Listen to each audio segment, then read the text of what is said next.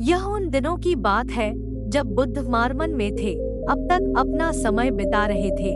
बुद्ध की प्रसिद्धि दूर दूर तक फैली हुई थी। वहाँ दूर दूर से लोग अपनी चिंताएं साझा कर रहे थे। समस्याओं के समाधान के लिए बुद्ध के पास एक दिन ऐसा भी आता था जब बुद्ध की मृत्यु मरवान में हुई थी, जब वह अपने शिष्यों को उपदेश दे रहे थे। अधेड़ उम्र का आदमी अपने छोटे बेटे के साथ अपने साथ लेकर बुद्ध की ओर चल पड़े। जब वह प्रवचन स्थल के निकट पहुँचे, बुद्ध ने एक नजर उन पर डाली और इशारा किया। उपदेश समाप्त होने पर बैठने को कहा और जब सारे लोग वहां से चले गए तो बुद्ध उस व्यक्ति को अपने पास बुलाया और बैठने को कहा कि चारों ओर हरियाली है, मौसम बहुत सुहावना था और तरह तरह की खुशियाँ थी। ऐसे नज़ारे में पक्षियों की आवाज गूंज रही थी। उस शख्स को देखकर अंदर से बेहद शांति मिलती है। इसके बाद बुद्ध ने कहा, जब उस व्यक्ति से आने का कारण पूछा गया, व्यक्ति ने कहा, तथागत मैं 2 दिन का हूँ। अपने बेटे से मिलने के लिए यात्रा करने के बाद मैं तुम्हें इससे मिलवाने लाई हूँ। यह मेरा इकलौता बेटा है और हर समय थका हुआ महसूस होता है, मानो इसके अंदर कोई जान ही न हो। मेरा स्वभाव भी काफी चिड़चिड़ा हो गया है। अगर हम उससे कुछ कहते हैं तो वह हमारा है। छोटी छोटी बातों पर गुस्सा हो जाता है। उम्र से पहले भी देखने की क्षमता वह कमजोर हो गई है और उसके बाल भी सफेद हो रहे हैं। इतनी कम उम्र में इतनी बूढ़ी दिखती है कि भावना मुझे समझ नहीं आती। तथागत मैं अपने बेटे के स्वास्थ्य का ख्याल रखता हूँ। जब मैं अपने बेटे को वेदों के बारे में बताता हूँ तो मुझे बहुत खुशी होती है। जब मैं इसे अपने डॉक्टर के पास ले गया तो उन्होंने मुझे कुछ दवा दिया और अपने बेटे को तनाव कम करने को कहा। मान लीजिए कि उसके मन में बहुत ज्यादा तनाव लेता है, तभी तो उसकी ऐसी हालत होती है। लेकिन उसके बहुत समझाने के बाद भी मैं तनाव का मतलब नहीं जानता तनाव क्या है और इसका कारण क्या है। आता है और उसे बताता है कि उसके बेटे का मन कैसा है। लेकिन सबसे पहले मुझे इसकी जरूरत है। हमें यह समझना होगा कि तनाव क्या है। इसलिए तथागत मैं आपके पास आया हूँ, कृपया मेरी कृपा करें, समस्या का समाधान करो। यह सुनकर बुद्ध ने उससे कहा, अपने बेटे को बहुत ध्यान से देखता है। उसके चेहरे को देखो, उसकी आँखों को देखो और फिर उसके हाथ में नाड़ी भी। चलिए ये सब विधि करके देखते हैं।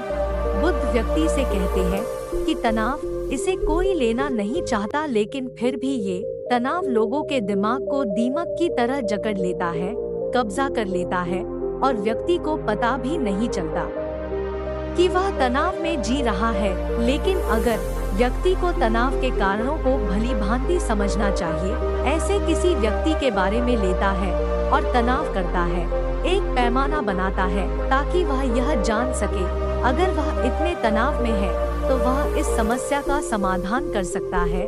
समाधान आप भी ढूंढ सकते हैं। सबसे पहले आप समझे कि जब भी किसी को तनाव होता है तो क्या होता है। व्यक्ति कुछ काम तो कर रहा है लेकिन उसका मन कहीं दूर भटक रहा है, कल्पना में घटित होता है, तो उसका शरीर और मन इस दूरी के बीच एक दूरी बन जाती है। जितना अधिक व्यक्ति उतना अधिक बेहोशी की हालत में है और शरीर और मन के बीच ये दूरी और तनाव आखिर पसंदीदा गेम खेलने को ही कहा जाता है। इसके बाद व्यक्ति प्रसन्न और खुश रहता है। जब इसने अपना शरीर भर लिया है तो यह क्यों भरा है, थक गया है क्या। लेकिन समझने वाली बात यह है कि खेलते समय दिमाग और शरीर पूरी तरह से एक साथ होते हैं, जिससे खेल पर फोकस किया जा रहा है। शरीर और मन के बीच कोई दूरी नहीं है और कोई तनाव उत्पन्न नहीं होता। और यदि मन में हो, यदि कोई तनाव था तो वह भी दूर हो जाता है। लेकिन इसके विपरीत जब हम कुछ ऐसा करते हैं, यदि हमारे पास मवाद नहीं है तो हमारे शरीर में है, वो काम तो कर रहा है लेकिन हमारा दिमाग कल्पना में कहीं दूर भटक रहा हो। शरीर और मन के बीच दूरी पैदा करना गया और तनाव ने जन्म लिया। इसीलिए एक व्यक्ति एक समय में केवल एक ही कार्य कर सकता है, किया जाना चाहिए और अपने पूरे मन और शरीर से ऊर्जा केवल एक ही कार्य में लगानी चाहिए जिससे व्यक्ति के अंदर तनाव उत्पन्न न हो। बुद्ध ने बताया कि तनाव उत्पन्न होने के मुख्य कारण क्या है। 8 कारण है और इन कारणों को उत्पन्न करने वाला कौन है, समझे और जीवन भर तनाव मुक्त रह सकते हैं। मुख्य कारणों में पहला कारण अति है। महत्वाकांक्षी होना यह अच्छी बात है, लेकिन क्या आपने कभी इस बारे में सोचा है, देखा है कि मनुष्य का लक्ष्य कभी नहीं होता, उसका एक भी लक्ष्य कभी पूरा नहीं होता। इतना काफी नहीं था कि वह दूसरी ओर भाग गया। ऐसा लगता है कि दूसरा खो हो गया है और अब हम तीसरे पर हैं। और इस तरह वह अपने लक्ष्यों को प्राप्त कर सकता है, क्योंकि जीवन गोल गोल घूमता रहता है। व्यक्ति को वर्तमान में जीना होगा। आपको एक लक्ष्य बनाना चाहिए और उस लक्ष्य को प्राप्त करना चाहिए, लेकिन हासिल करने के लिए कड़ी मेहनत करें। वहीं आपको भी इस बात की जानकारी होनी चाहिए। आपको अब वर्तमान में रहना चाहिए और वर्तमान ही सत्य है। बुद्ध ने आगे कहा, तनाव का दूसरा सबसे बड़ा कारण ईर्ष्या है। ऐसा तब करें जब आप ईर्ष्या और द्वेष से भरे हो। यदि ऐसा है तो उसका दिमाग अंदर से सड़ने लगता है। ईर्ष्या एक आंतरिक घाव है। आंतरिक घाव यानी मन का घाव व्यक्ति के शरीर के घाव के समान ही होता है। कर सकते हैं, लेकिन दिल के घाव को कभी ठीक नहीं कर सकते। इसलिए इंसान को दूसरों की खुशी की भी चिंता करनी चाहिए। कभी भी उन्नति से ईर्ष्या नहीं करनी चाहिए, क्योंकि इसके बाद ईर्ष्या ही तनाव का कारण बनती है। बुद्ध तनाव का तीसरा कारण बताते हैं। आरुषि से कहा कि इससे बुरा कोई काम मत करना, ऐसा काम करना जिससे मन में तनाव पैदा हो। हम जो काम करते हैं वह हमें पसंद नहीं आता। हमें उस काम में कोई दिलचस्पी नहीं है। हमारा शरीर वहाँ बैठे रहने में सक्षम नहीं रहेगा, लेकिन हमारा मन कल्पना की उड़ान है भरेगा, जो शरीर और मन के बीच दूरी पैदा करता है और व्यक्ति तनावग्रस्त हो जाता है। इसलिए व्यक्ति को सदैव अपने हित का ही ध्यान रखना होता है। यदि व्यक्ति को तदनुसार कार्य करना चाहिए, पता लगा लिया कि उसे क्या काम करना है, उसे यह पसंद है और वह उस काम को अपने जीवन का काम बना लेता है। यदि वह लक्ष्य निर्धारित कर ले तो वह अपना लक्ष्य हासिल कर लेगा। तब यह काम नहीं बल्कि खेल बन जाता है। बुद्ध ने कहा कि तनाव का चौथा कारण है। बुद्ध ने उसे किसी और से बेहतर बताया। एक पिता ने उस व्यक्ति की ओर इशारा करते हुए कहा, ऐसा होने से आप अपने बेटे के बहुत करीब हैं। उम्मीदें होंगी कि आपका बेटा बनेगा। आपका नाम बहुत ही सफल इंसान बने, जिस तरह चाहो जलाओ, जीवन आपकी हर बात माने। लेकिन क्या आज तक किसी की उम्मीदें पूरी नहीं हुई? जब भी कोई व्यक्ति दूसरे के साथ बातचीत करता है, जब कोई अपेक्षाएं रखने लगता है, तो वह अनजाने में ही सही, मैं अपने लिए तनाव पैदा करना शुरू कर देता हूँ। जरा सोचिए, अगर आपका बेटा के अनुरूप काम नहीं कर रहा है और नहीं बन रहा है, आप जो चाहते हैं वह प्राप्त करना, निश्चित रूप से आपके दिमाग पर जोर पड़ेगा। तनाव से भरा जीवन आपको घेर लेगा। आप इस तनाव में रहने लगेंगे। तुम आओगे और ऐसे व्यवहार करोगे, ऐसी बातें करोगे। क्या आप अपने बेटे के साथ ऐसा करेंगे? इस कारण रिश्ते खराब हो जाएंगे। व्यक्ति के लिए जितना संभव हो उतना कम दूसरों से उम्मीदें रखनी चाहिए। और अगर आप पूरी तरह से तनाव मुक्त रहना चाहते हैं तो दूसरे इसके बाद से उम्मीद करना बंद करो। बुद्ध ने कहा कि शारीरिक कष्ट भी मनुष्य का है। तनाव का एक कारण व्यक्ति जब होता है, अगर कोई शारीरिक कष्ट से गुजर रहा है, उनका पूरा ध्यान अपने शारीरिक दर्द पर था। और दिन भर यही सब चलता रहता है। मैं इसके बारे में सोचता रहता हूँ, जिससे उसका मन दुखी हो जाता है।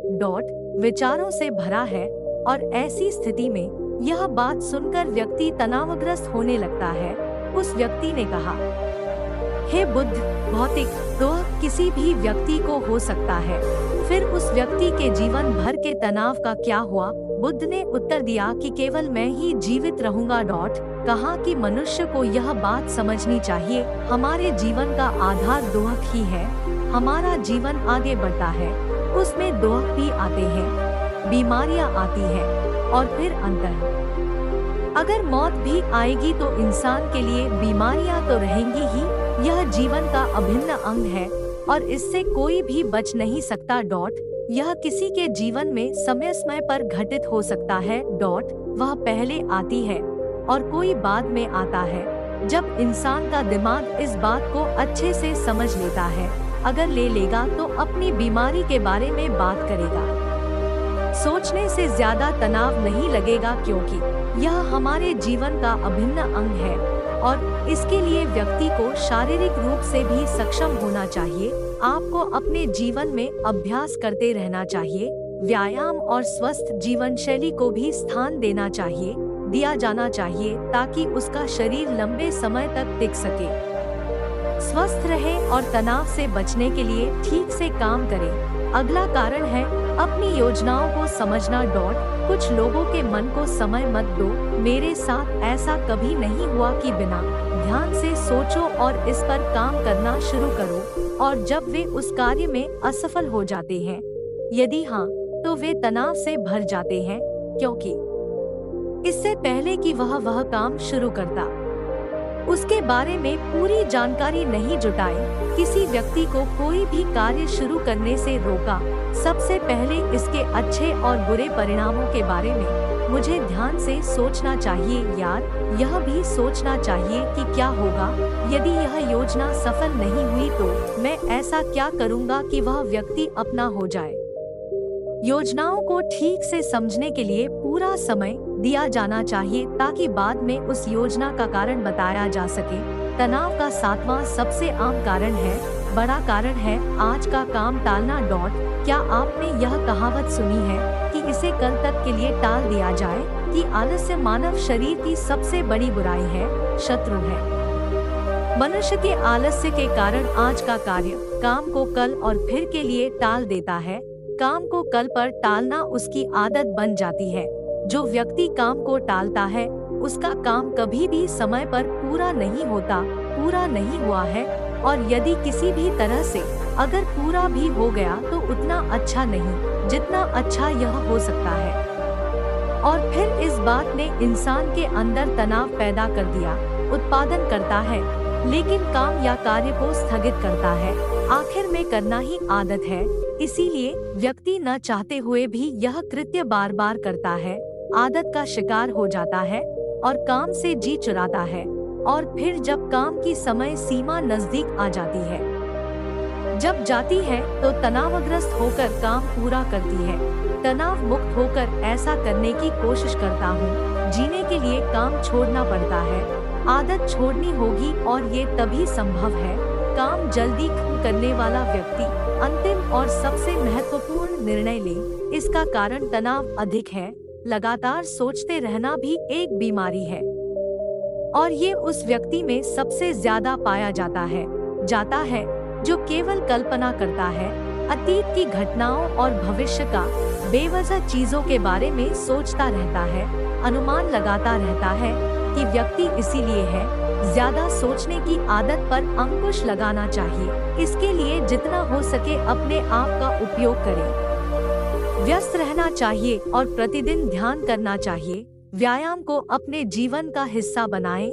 ये सब हमें बुद्ध के मुख से लेना चाहिए। शब्द सुनकर उस व्यक्ति ने हाथ जोड़कर कहा, बुद्ध मेरा बेटा अभी 20 साल का है, यह बस इतना ही है और इसमें अभी उतनी समझ नहीं है। यह आपके द्वारा बताई गई सभी चीजों का एक संयोजन है। यदि आप कर सकते हैं तो कृपया तनाव मुक्त होकर इसका पालन करें। कृपया मुझे जीने का कोई सरल तरीका बताएं ताकि मेरा बेटा भी उसका अनुसरण कर सकता है और तनावग्रस्त हो सकता है। इस व्यक्ति की स्वतंत्र रहने की क्षमता। प्रार्थना सुनकर बुद्ध ने कुछ सोचा, यदि आपने बहुत सी बातों का उत्तर दिया है, यदि आप अनुसरण नहीं कर सकते तो एक है बहुत ही आसान तरीका। एक बार आप जो भी काम करें उस पर ध्यान केंद्रित करें। उस समय केवल वही कार्य करें। केवल उस पर ध्यान केंद्रित करें और अगर आपका मन इधर उधर भटकता है, जैसे ही आपको यह याद आए, इस पर वापस जाएं। ये सबसे आसान और बेहतरीन प्रयोग करें। जब आप खाना खाते हैं तो तनाव मुक्त रहने का तरीका, अगर आप ऐसा करते हैं तो उस समय सिर्फ खाना ही खाएं।